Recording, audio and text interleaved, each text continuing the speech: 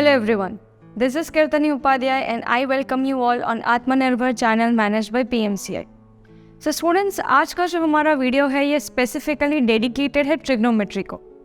आज के इस वीडियो के अंदर हम लोग पढ़ने वाले हैं स्टैंडर्ड 10th के मैथमेटिक्स का chapter number 8 that is introduction to trigonometry.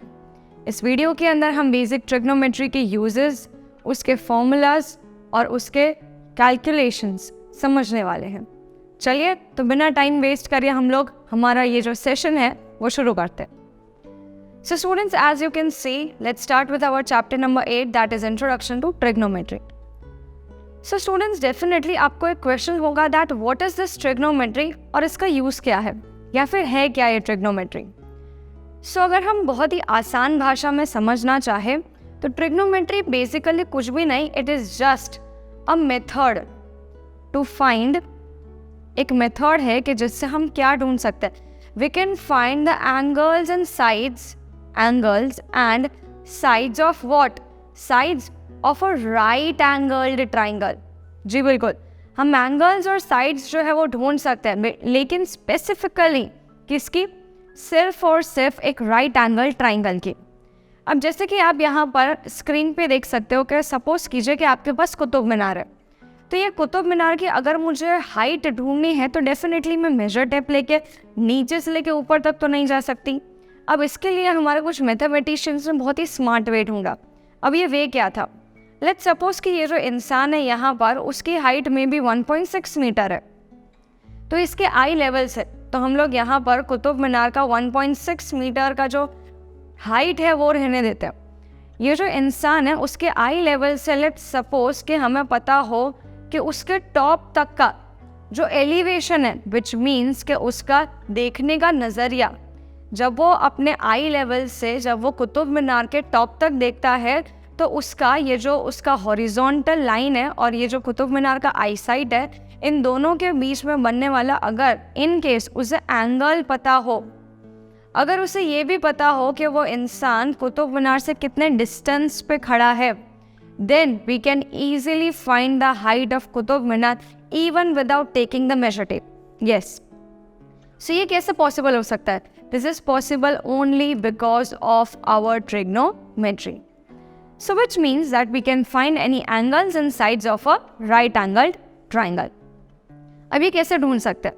देखिए नीचे हमें एक और एग्जाम्पल दिया हुआ है। यहाँ पे एक टेम्पल है, टेम्पल के बीच में हमारे पास एक रिवर है, सामने हमारे पास एक मे बी हाउस है। अगर मैं टेम्पल के यहाँ पर फुट पे यानी कि ज़मीन पे बैठे मुझे ये ढूंढना है कि ये जो सामने वाली खिड़की है उसकी हाइट कितनी है, then we can also find out using the same method. If I know कि जहाँ पे मैं देख रही हूँ वो मेरे आई साइट के साथ कितना एंगल बनाता है, इफ़ आई नो दैट, और मुझे ये भी पता हो कि इस रिवर का डिस्टेंस मुझसे कितना है, then I can also find the height of the window. Vice versa, अगर मुझे हाइट ऑफ विंडो पता हो और मुझे अगर विड्थ ऑफ रिवर ढूंढनी हो, even then I can find out that. So this is all possible because of trigonometry. अब ट्रिग्नोमेट्री में ये हम कैसे ढूंढ सकते हैं, डेफिनेटली आपके दिमाग में क्वेश्चन आएगा कि कैसे। तो इसे ढूंढने के लिए बहुत ही बेसिक मेथड्स है। There are 6 ratios that we are going to find out.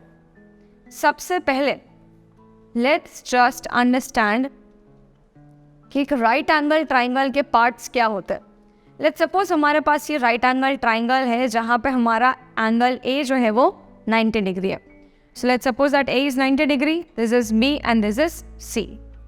यहाँ पे दोस्तों एक चीज़ हमेशा ध्यान रखिए, because we know that one angle is always 90 degree, that is why हम ए एंगल को कभी भी कंसिडरेशन में लेके कोई भी ट्रिग्नोमेट्रिक रेशियोज को ढूंढेंगे नहीं। हमारा एंगल ऑफ कंसिडरेशन हमेशा राइट एंगल के अलावा के 2 एंगल्स ही रहेंगे। जी बिल्कुल। नाउ लेट्स सपोज कि अगर मैं एंगल बी को कंसिडर कर रही हूँ, then I will suppose that angle B is equals to theta. Now what is theta? So students, जिस तरीके से अगर मुझे कोई भी नंबर की वैल्यू नहीं पता, then I will suppose that number is X. For example, अगर मुझे आपकी एज नहीं पता, then I will suppose that your age is X years.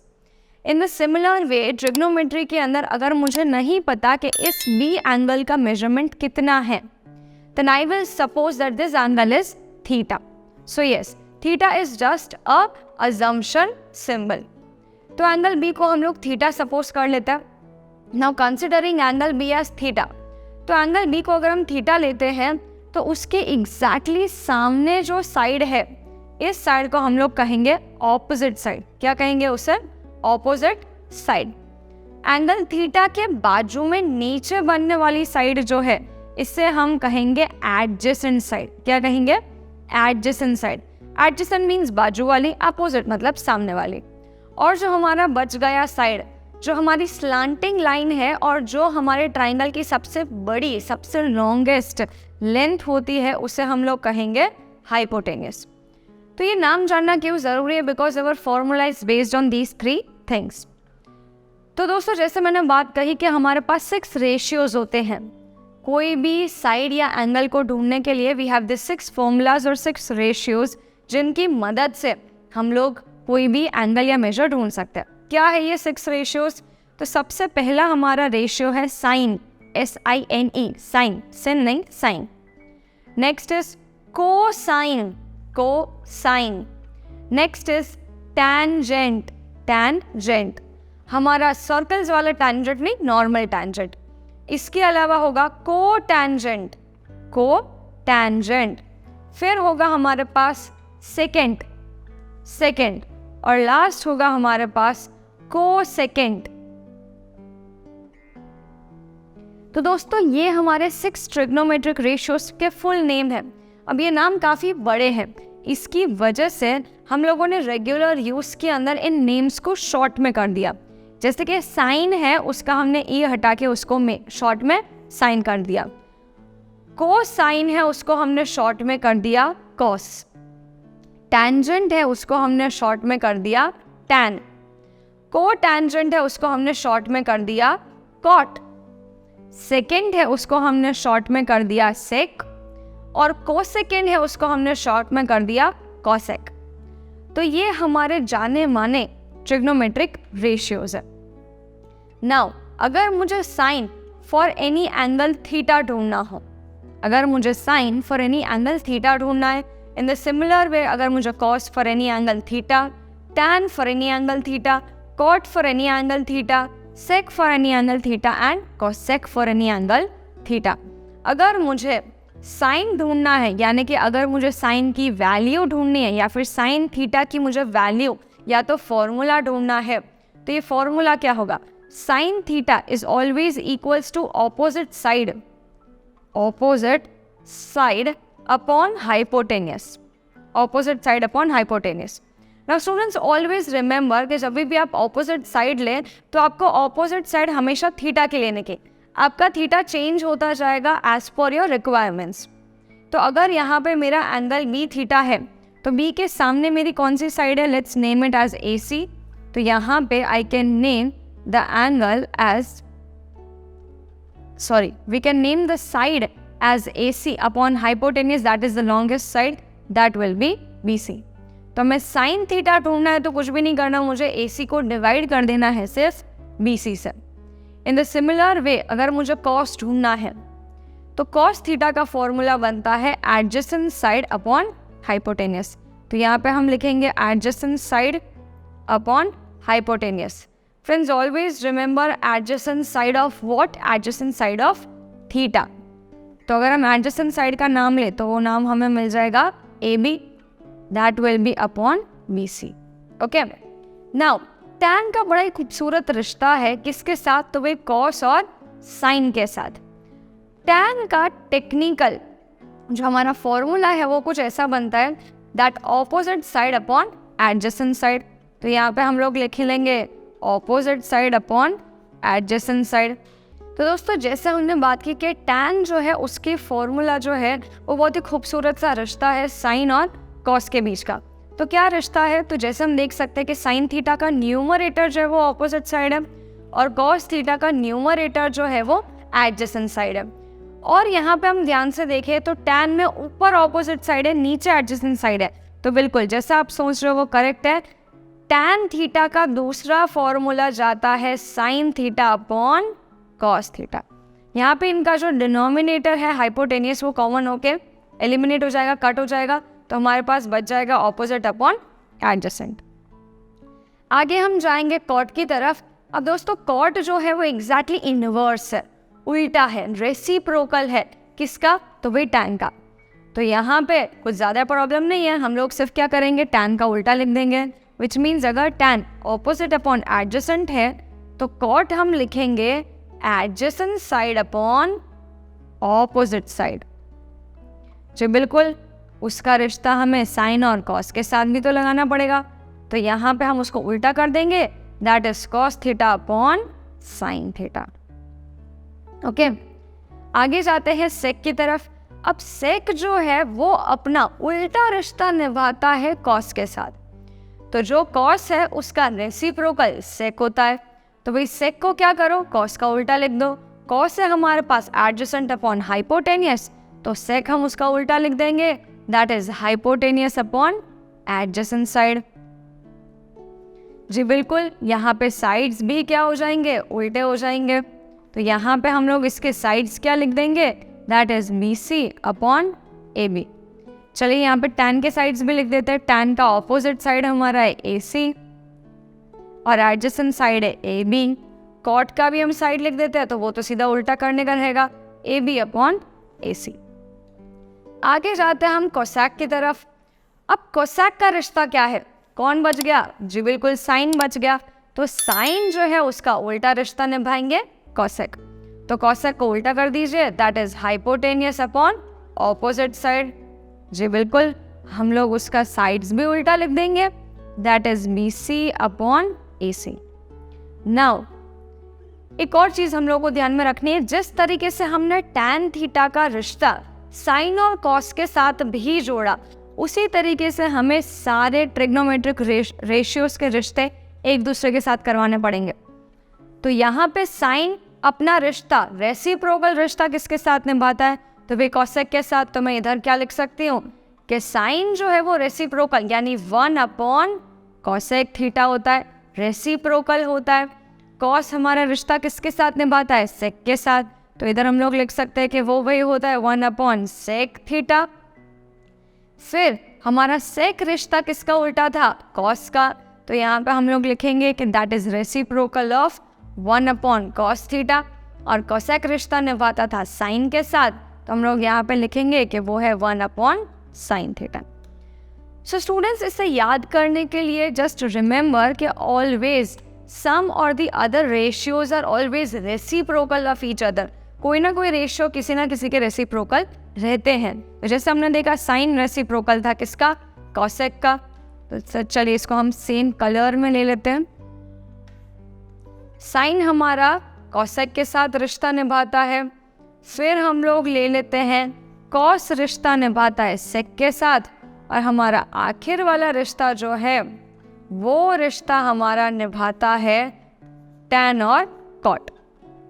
तो इस तरीके से हमारे जो सारे ट्रिग्नोमेट्रिक रेशियोज हैं वो एक दूसरे के साथ कोई ना कोई रिश्ता ज़रूर निभाते हैं। तो ये थे हमारे रेसिप्रोकल रेशियोज, ठीक है। चलिए स्टूडेंट्स, हम लोग एक्सरसाइज 8.1 में से एक आध सम भी सॉल्व करके देखते हैं।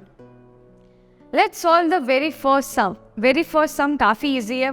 हमें ऐसा कहा गया that in triangle ABC it is right angled at B, AB is given 24, BC is given 7, जहाँ पे हमें sine A, cos A, sine C, cos C ढूंढना है। अब देखिए दोस्तों, मैंने कहा था कि आपका जो थीटा है that will keep on changing respectively, यानी यहाँ पे हमारा जो थीटा है विच मीन्स एंगल का नेम है वो अलग अलग है, विच मीन्स यस हमारे थीटास चेंज हो जाएंगे। सो सबसे पहले हम लोग यहाँ पे एक राइट एंगल्ड ट्राइंगल कंस्ट्रक्ट करेंगे। इस राइट एंगल ट्राइंगल में हमें बोला है कि हमें राइट एंगल बनाना है मी पे। तो यहाँ पे जहाँ पे 90 डिग्री पड़ता है वो हमारा हो जाएगा B and the respective ones will be A and C. हमें दिया है कि ए बी हमारे पास 24 है, हमारे पास बी सी जो है वो 7 है। We don't know the third side, then what we do, nothing, Pythagoras the. तो यहाँ पे हम लोग लिखेंगे अकॉर्डिंग टू पाइथागोरस थ्योरम।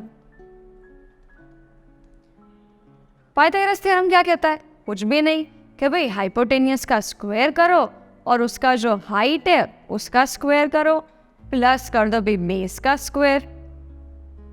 यानी in short hypotenuse square is equals to opposite side का स्क्वायर प्लस एडजेसेंट साइड का स्क्वायर। हाइपोटेनियस भी हमें दिया हुआ नहीं है जो AC स्क्वायर है, हाइट हमें दिया हुआ है 24, तो भाई फटाफट से 24 का स्क्वायर याद रहना चाहिए। इट इज़ बेटर कि आप 1 to 30 के स्क्वायर्स एटलीस्ट याद कर लीजिए। It is very beneficial while you are calculating, it won't waste your time. So 24 का स्क्वायर रहता है 576, 7 का स्क्वायर रहता है 49। When you add these two तो तुम्हें मिलेगा 625। Now 625 is square of what? It is square of 25।